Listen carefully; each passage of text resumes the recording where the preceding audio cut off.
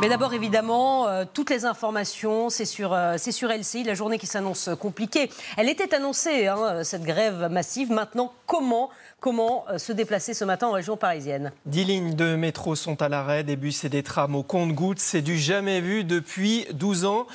Solène Chavannes, vous êtes à la gare Saint-Lazare, ligne 14, ligne automatique, on le précise. Et on peut dire que c'est plutôt calme autour de vous.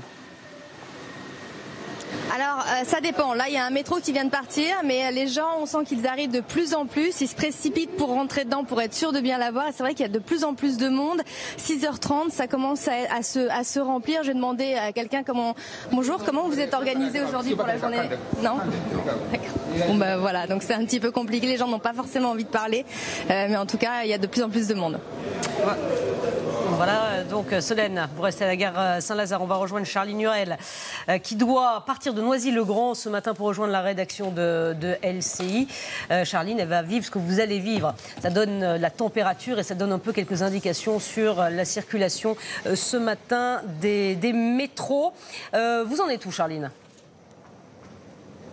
Eh bien écoutez, toujours dans la gare de Noisy-le-Grand, puisque le premier RER A en direction de Paris est à 6h30, c'est-à-dire qu'il est dans 3 minutes. Regardez, je vous montre le quai qui se remplit peu à peu. Vous voyez bien ces personnes qui tentent de rejoindre leur travail. On les a rencontrés ce matin. Ils disaient qu'ils étaient pour certains déjà en retard, puisqu'ils pensaient avoir les RER à 5h30 du matin. Donc vous voyez une circulation compliquée. Mais pour l'instant, en tout cas sur le RER A, eh bien, il circule toutes les 20 minutes en direction de Paris. Donc ce qui risque d'être compliqué. En revanche, ce sont plutôt les lignes de métro. Je rappelle qu'il y a 10 lignes totalement fermées à Paris.